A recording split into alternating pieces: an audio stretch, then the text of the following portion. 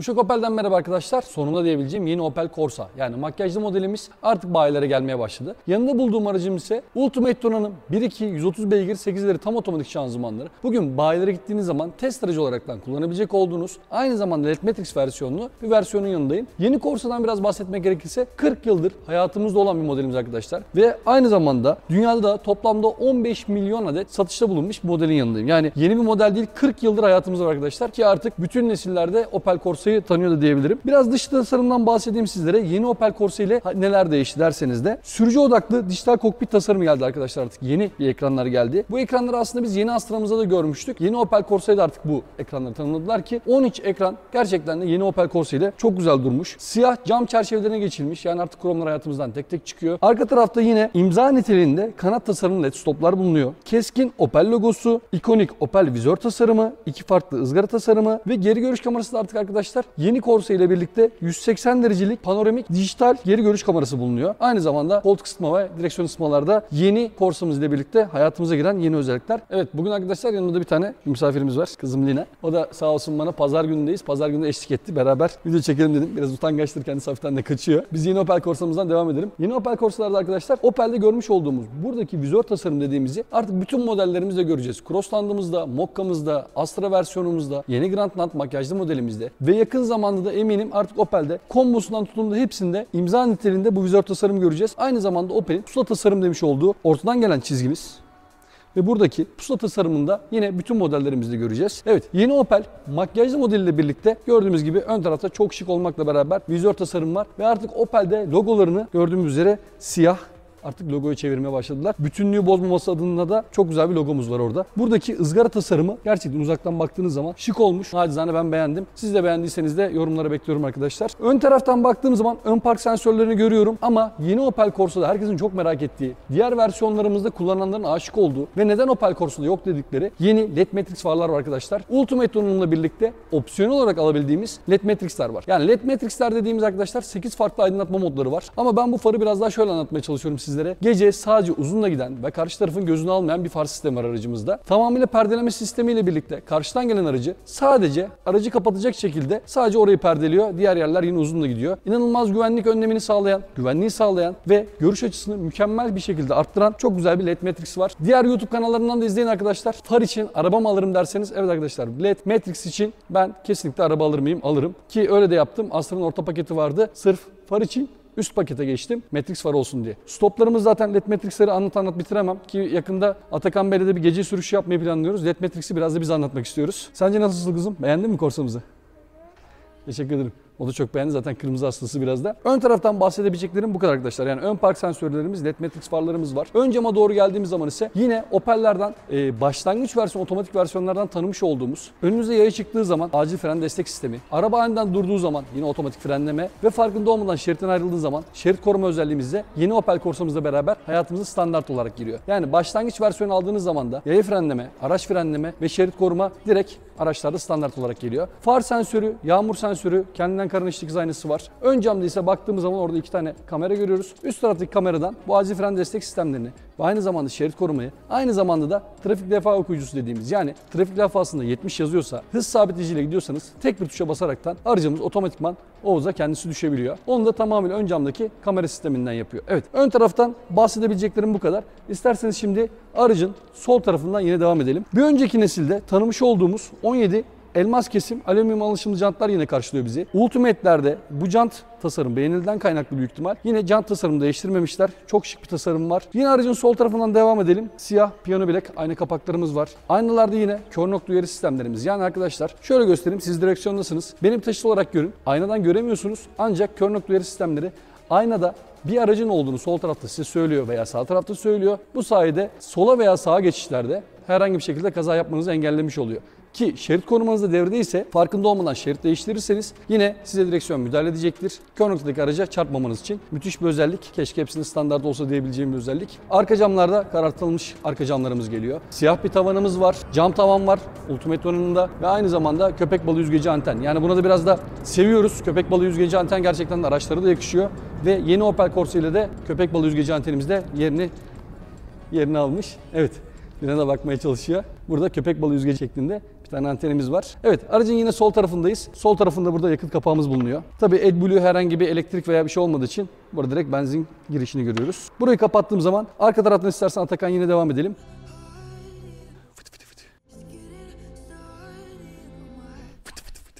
Evet, yeni Opel Corsa'mızın arka tasarımına bakıyoruz arkadaşlar. Arka tarafta bu Opel'in artık standart diyebileceğimiz burada led stoplarımız var. Kanat şeklinde. Çok yakışıyor. Siyah bir Opel logomuz var. Ve artık Corsa yazımızda siyah veya gümüş renkte olmak üzere endollarında siyah gelecek. Başlangıç paketlerinde ise krom renginde gelecek. Endollarında gördüğünüz gibi Corsa yazısını ortaya aldılar. Arkada sportif bir tampon var. Yani bu tamponu biz önceki versiyondan tanıyoruz. Arkadan çok şık bir tasarım var zaten Corsa'nın. Ve ben bu aracın ilk çıktığında belki 3 ay boyunca aracın Astra olmadığını, Corsa olduğunu anlatmakla uğraşmıştım. Çünkü araç gerçekten ilk C versiyonları, B, A versiyonlarına göre gerçekten büyümüş. Büyümüş derken de şunu söyleyeyim. Bir önceki versiyona göre arkadaşlar santim milim bir herhangi bir farklılık bulunmuyor. Önceki nesilleri C versiyonlarına doğru gittiğimiz zaman ise onlara göre araç gerçekten çok büyümüş durumda. Corsa yazımızdan bahsettim. Arka siyah logomuzdan. Arka park sensörlerimiz var. Birazdan içerisine geçtiğimiz zaman geri görüş kameramızın artık daha net olduğunu ve dijital bir kamera olduğunda hep beraber ekrandan da göreceğiz. Ben nacizane biraz önce denedim. Gerçekten de bir önceki versiyona göre çok başarılı bir geri görüş kamerası olmuş. Bununla ilgili de böyle bir geri dönüşler alıyordum ben. Kamera daha iyileştirirse daha iyi olur diye. Evet, Opel bizi dinlemiş. Çok güzel bir geri görüş kamerası koymuş buraya. 130 beygir olduğu için arkadaşlar aracımızda çift egzoz çıkışı var. Sıfırdan 100'e hızlanması ise 8.7 saniye. Bugün 2000 motor, neredeyse eski 3000 motorlarda aldığımız 0-100 hızlanma değerlerini ise 1.2 130 beygir araçtan çok net bir şekilde de görebiliyoruz. Çok başarılı bir motor var. Sis farını ise Opel burada bir önceki versiyonda olduğu gibi yine orta tarafta, arkada ve ortada yer almış. Arkadan görüşte de siz benden daha net görüyorsunuz. Şık bir görüntü var yine. Yine karartılmış arka camlar. Spoilerimiz burada. Üçüncü stopumuz burada yine gizli. Evet, şimdi isterseniz bagajı açalım. Biraz da bagajdan bakalım. Evet arkadaşlar, bagaja baktığımızda ölçülerini ise yan tarafa yazıyoruz. Bagaj ölçülerimizle birlikte merak edilen konulardan bir tanesi şu olacaktır. Arka tarafta stepne var mı arkadaşlar? Opel, yeni Opel Corsa ile birlikte stepneye yer vermemiş. Onun yerine ise tamir kiti ve kompresör yer vermiş.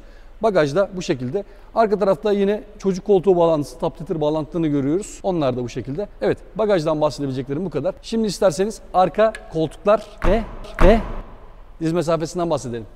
Evet arkadaşlar, şimdi sürücü koltuğu kendi boyuma göre ayarladım. Artık izleyiciler benim boyumu iyicene öğrendi. Yine söyleyeyim ben. Boyum 1.92 arkadaşlar. Arka tarafta ön koltuğu kendime boyuma göre ayarladığımda ve biraz daha uzun yolculuklar az edermiş gibi oturduğumda baş mesafesi konusunda 2 parmaklı bir mesafe var. Ki cam tavandan kaynaklı burada yine bir baş mesafesinden fazla olmasına rağmen ön koltuğu kendi boyuma ayarladım. Ancak arka tarafta da yine ben bu araçta diz mesafesi yönünden olsun rahatlık konusunda herhangi bir sıkıntı çekmeden çok rahat bir şekilde yolculuk yapabilirim. Yani herhangi bir problem de yok. Şaft tüneline baktığım zaman burada büyük bir şaft tünelimiz var. Yani 3. kişi ortaya oturduğu zaman bir şaft tüneli yok diyemeyeceğim. Burada bir şaft tünelimiz var arkadaşlar. Ön koltukları kendi boyuma göre ayarladığım zaman bile arka tarafta ben rahat bir yolculuk yapabiliyorum. Koltuk desenlerimiz değişmiş. Orta tarafta artık gri, beyaz ve gri çizgileriyle birlikte olan güzel bir kumaş malzemesi gelmiş. Yarı değil arkadaşlar arkadaki koltuklar. Tamamıyla kumaş bir koltuk tercih edilmiş. Ancak koltuk kalitesinin arttığından, yani baldırı bölümünün dahi uzadığından bahsedebilirim. Koltuklarda iyileştirmeye gitmiş. Yani koltukların tamamıyla baldır bölümleri uzamış. Yani oturma alanları biraz daha genişlemiş ve daha rahat bir koltuk sistemine geçilmiş. Ön taraftaki zaten arka taraftan baktığım zaman da koltukların yine dizaynının değiştiğini de görebiliyorum. Arka tarafta ferah bir alanımız var. Cam tavanımız var burada. Tavan ise komple siyah yer almış. Yani bu siyah biraz daha tasarımda artık çok ön plana çıkmaya başladı. Sevenler de var içimizde, sevmeyenler de var. Ancak yeni Opel Corsa'da aracımızın tavanı siyah tercih edilmiş. Tabi burada yine cam tavanımız var. Yine takıntı olan konulardan bir tanesi de şu tutma kolları. Evet arkadaşlar, 4 tarafta da tutma kolları da bu araçta yer alıyor. Arka taraftan bahsedebileceklerim bu kadar.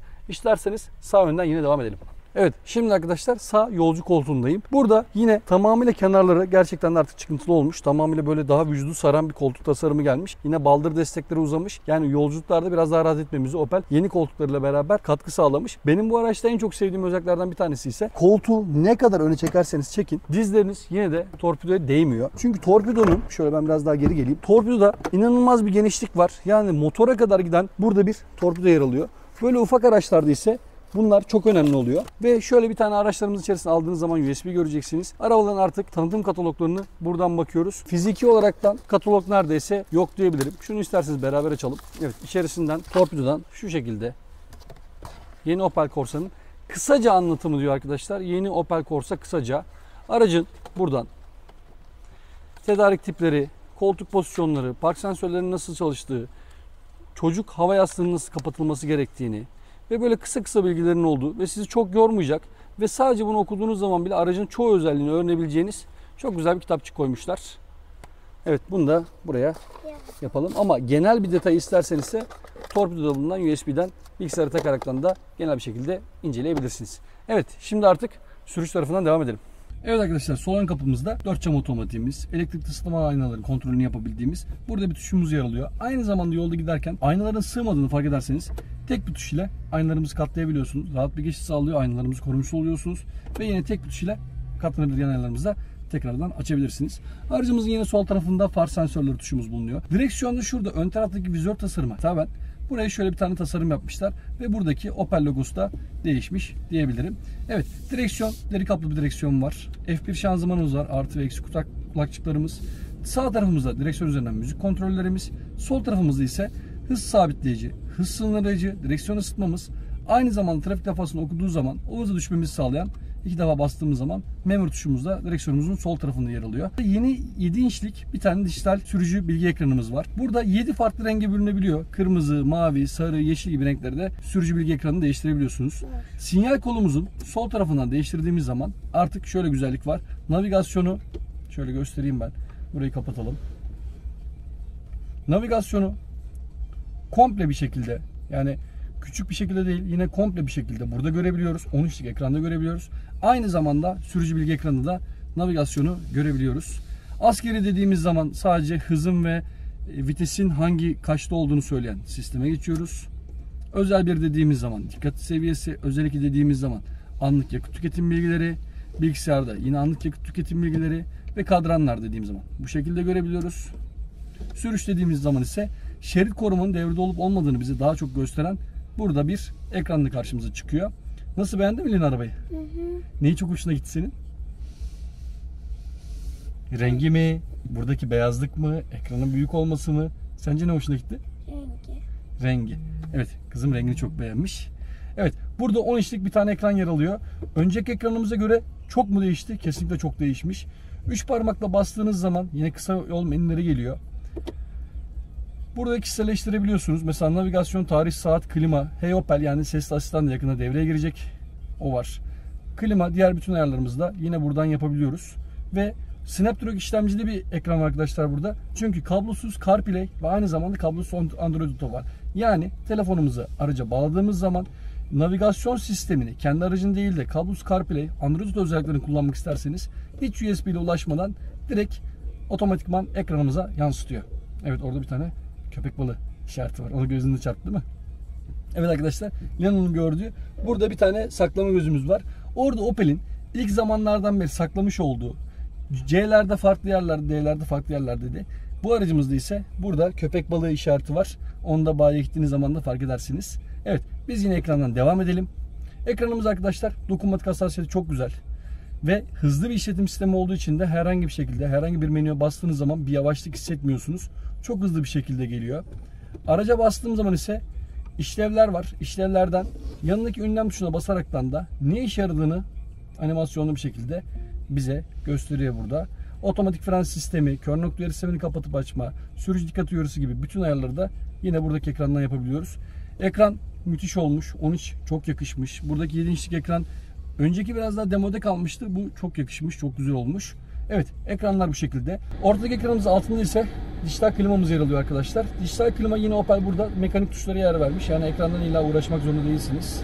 Buradan koltuk ısıtmalarımızı kademeli bir şekilde alçaltıp yükseltebiliyorsunuz. Ve buradan da klima ayarlarımızı yapabiliyoruz. Ön cam buğu çözücü, arka cam rezistansımız, yanında iç hava döngümüz, otomatik tuşumuz yine hepsi burada yer alıyor. Alt tarafa doğru geldiğim zaman ise burada artık Type-C çıkışı var. Yanında 12 voltluk bir çakmaklık çıkışımız. Start stop'u kapatma özelliğimiz, şerit korumayı kapatma özelliğimiz, tuşlarımız burada yer alıyor. Yine iToggle dediğimiz yeni bir vites seçicimiz var burada. Şimdi isterseniz P, R, N, D ve manuel moda geçtiğimiz zaman F1 şanzımanı kullanabildiğimiz bir bölüm var. Şimdi ben geri vites alayım ki kamera göstermiş olayım sizlere arkadaşlar. Yeni 180 derecelik dijital bir kamera yer alıyor burada. Ki bana hak vereceksiniz, eskisine göre çok kaliteli bir kamera olmuş. Buradan da modları değiştirebiliyorsunuz. Ve aracın yan taraflarının geri geldikçe hafızaya oluyor. Ve yan tarafları da şu şekilde görebiliyorsunuz. Umarım ekrandan da görünüyordur. Ses açıp kapatma tuşu eskiden buradaydı. Onu ekrana almışlar. Ayara bastığım zaman sesi alçaltıp yükseltmeyi de buradan yapabiliyorsunuz. Evet, geri görüş kameramızı da göstermiş olduk. Şimdi elektronik el frenimiz var burada. El freni arkadaşlar yukarı doğru zaman çekiyoruz. Aşağı yaptığımız zaman ise indirebiliyoruz. Ama el frenimiz çekilmiş haldeyken vitesi D'ye aldığınızda hafif bir gaz verdiğiniz zaman el freni aracımız otomatik kendisi indirecektir. Vites D'deyken aracı kapattığınızda otomatik P'ye kendisi alacak ve el freni de yine kendisi otomatik çekecektir. Ben yine aracımızı çalıştıralım. Bir de yakıt tüketimi konusunda çok böyle ben yakıt odaklıyım derseniz de burada drive modlarımız var. Eco tuşuna aldığımız zaman mesela şu anda aldım ben. Ekran renklerimizi bunları siz değiştirebiliyorsunuz. Yeşile döndü. Normale geçtiğim zaman biraz önce ayarlamıştım ben. Kırmızıya döndü. Spor'a döndüğünüz zaman da yine ekran renklerini değiştirebiliyorsunuz. Mesela böyle bir renk ayarlanmış. Spor'da farklı. Yani bunlara değişkenlik gösteriyor ve siz ayarlayabiliyorsunuz. Eco modda bir de şöyle bir özellik var. 70-80 km hızla giderken gazdan ayağınızı çektiğiniz zaman vites kendini otomatik boşa atıyor ve süzülme modu devreye geliyor. Yani yakıt gerçekten çok önemli derseniz mutlaka Eco modda mevcut korsalarınızda kullanmanızı tavsiye ederim. Evet, buradan da bahsettim. Burada aydınlatma bölümlerimiz var. Yine LED tercih edilmiş. SOS ve müşteri hizmetlerine direkt bağlanma tuşlarımız burada yer alıyor. Bir cam tavanımız var. Cam tavanımız manuel. Burada bu şekilde bir aydınlatmamız var. Aynamız var. Burada yine bu şekilde bir aydınlatmamız yer alıyor. Evet, içeriden bahsedebileceklerim bu kadar arkadaşlar. İsterseniz dışarıdan devam edelim. Evet, bugün küçük bir misafirimiz vardı. Kızım Lina. Onunla beraber böyle bir video çekmeye çalıştık. Evet, yeni Opel Corsa arkadaşlar Ultimate Matrix'li versiyonumuzu kısaca size anlatmaya çalıştım. Aklınızda takılan sorular olursa mutlaka yorumlara bekliyorum arkadaşlar. Ön taraftaki ledleri de açmış olduk. Ön taraftan nasıl olduğunu da siz de görüyorsunuzdur. Umarım videomuzu beğenmişsinizdir. Beğendiyseniz sizden tek ricamız videoyu beğen tuşuna basmanız. Kanalımıza abone değilseniz de abone olmanız. Fırsatlar, kampanyalar, ikinci el olsun. Hepsinden de haberler vermeye çalışıyoruz. Şimdilik bu kadar diyelim. Hoşça kal diyelim mi Lina? Hoşça kalın. Görüşmek üzere.